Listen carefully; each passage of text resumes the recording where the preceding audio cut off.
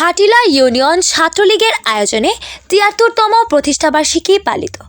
মজিব পাটোয়ারির তথ্যে বিস্তারিত জানাচ্ছি আমি তীব্র মুনতাহা।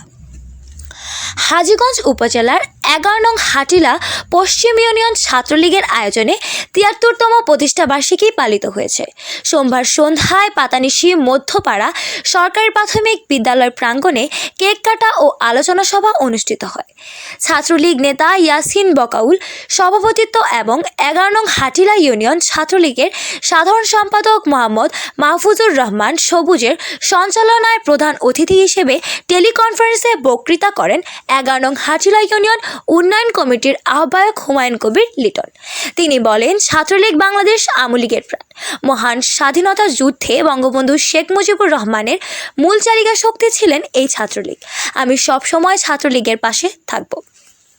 বিশেষ অতিথি হিসেবে উপস্থিত ছিলেন গোলাম মোস্তফা মুসু, আওয়ামী লীগ যুবলীগের আহ্বায়ক আমিনুল হক বাবলু, সাবেক ছাত্রলীগের সাধারণ সম্পাদক জসিম উদ্দিন খন্দকার, যুগ্ম আহ্বায়ক আবুল বাশার, শরীফ ইসলাম টিটু, কবির হোসেন মুন্সি, এম আলী মজিব, আওয়ামী লীগ যুবলীগ যুগ্ম আহ্বায়ক কামাল হোসেন ব্যাপারী সহ অন্যান্য উন্নয়ন কমিটির ইউনিয়ন, আওয়ামী লীগ যুবলীগ ছাত্রলীগ নেতৃবৃন্দ।